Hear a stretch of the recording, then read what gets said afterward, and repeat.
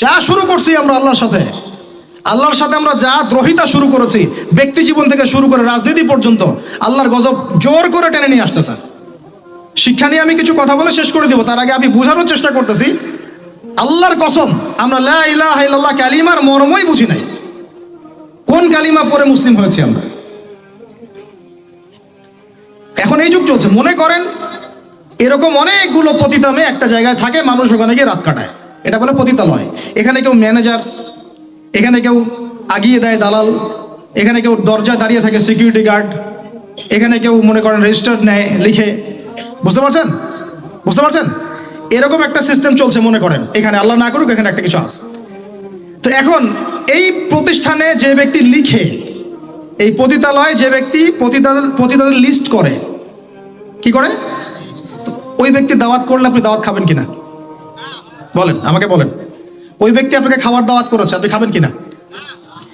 ওখানকার ম্যানেজার, যে ওটা ম্যানেজার, পতিতালয়ের ম্যানেজার, যে সে ম্যানেজ করে কার পরে কে যাবে, কাস্টমার আসলে ডিল করে, আপনি ওই ম্যানেজারের বাসায় খাবেন কিনা বলেন?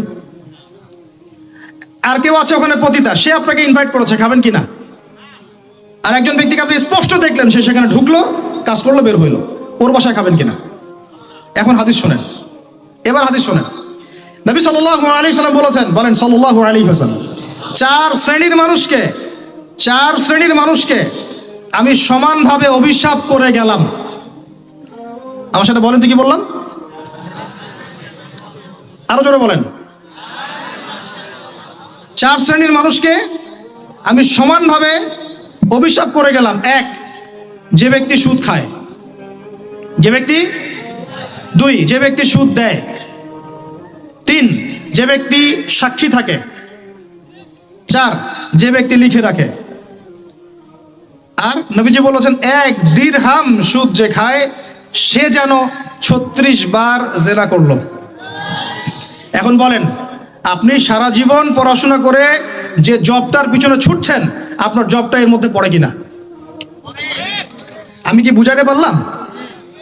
এরপরেও যদি না বোঝেন, আর কিচ্ছু বলার নাই। ছোট্ট একটা হালাল ব্যবসা করেন, ছোট্ট একটা হালাল কৃষিকাজ করেন, মাথার ঘাম পায়ে ফেলে খান, একটা বই লিখেন, বই লিখে হাতিয়ে নেওয়া জায়েজ আছে, সমস্যা নাই।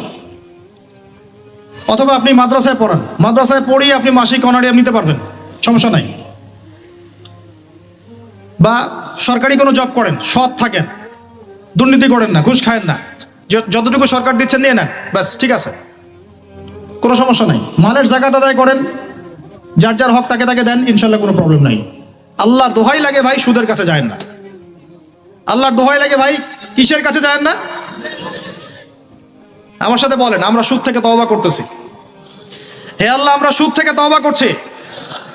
হে আল্লাহ, আমরা শিরক থেকে তওবা করছি। হে আল্লাহ, আমরা বেদাত থেকে তওবা করছি।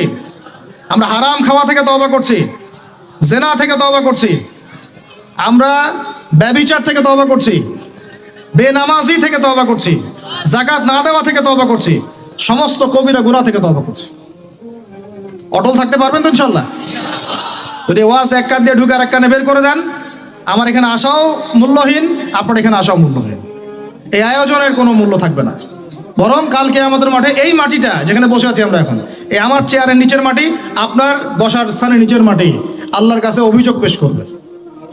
এইখানে এই আলোচনা হয়েছিল, তারপরেও তারা সংশোধিত হয় নাই। আর আমার জন্য আরো বড় বিপদ, দোয়া করবেন যেন আমি এই বিপদ থেকে নিজেকে রক্ষা করতে পারি। যা বলেছি তার উপরে নিজেকে আমল করতে হবে। আল্লাহ পাক আমাকে তৌফিক দান করুন, আপনাদের সবাইকে তৌফিক দান করুন।